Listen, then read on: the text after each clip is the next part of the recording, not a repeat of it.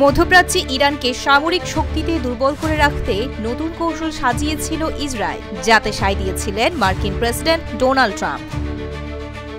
এরপরই ইরানে একাধিক স্থাপনা লক্ষ্য করে হামলা চালায় নেতানিয়াহুর বাহিনী।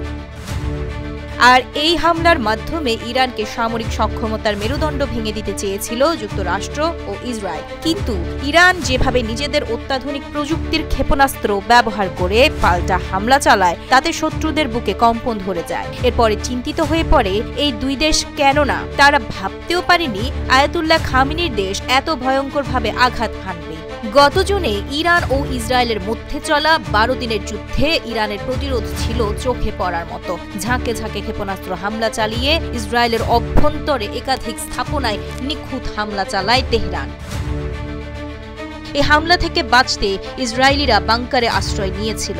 এমনকি তাদের নেতা বেনিয়ামিন নেতানিয়াহু নিজেও বাংকারে লুকিয়েছিলেন। 12 দিনের ওই যুদ্ধের ঘটনা তুলে ধরে ইরানের পররাষ্ট্রমন্ত্রী আব্বাস আরাগচি বৃহস্পতিবার বলেন, তাদের সামরিক বাহিনী ভয়ঙ্কর হামলা চালিয়ে শত্রুদের বুকে কম্পন তৈরি করে এবং তাদের নিঃশর্ত যুদ্ধবিরতি চাইতে বাধ্য করা হয়, কারণ তারা ভাবতেও পারেনি ইরান এত দ্রুত পাল্টা হামলা চালাবে। সেই বাস্তবতায় দাঁড়িয়ে শত্রুরা তাদের লক্ষ্য অর্জনে পুরোপুরি ব্যর্থ হয়েছে।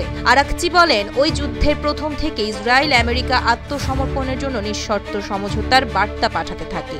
এক পর্যায়ে সোশ্যাল মিডিয়াতে প্রকাশ্যে ডোনাল্ড ট্রাম্প নিঃশর্ত আত্মসমর্পণের ঘোষণা দিয়েছিলেন। আরাগচি আরও বলেন, শত্রুরা ভেবেছিল 2-3 দিনের মধ্যেই ইরান আত্মসমর্পণের জন্য হাত উঁচু করবে। তবে তারা আয়াতুল্লাহ আলী খামেনির প্রজ্ঞা বুঝতে পারেনি, কারণ তারা দৃঢ়তায় ইরান দ্রুতই সেনাবাহিনী পুনর্গঠন করে দেশ রক্ষায় যুদ্ধের ময়দানে ঝাঁপিয়ে পড়ে।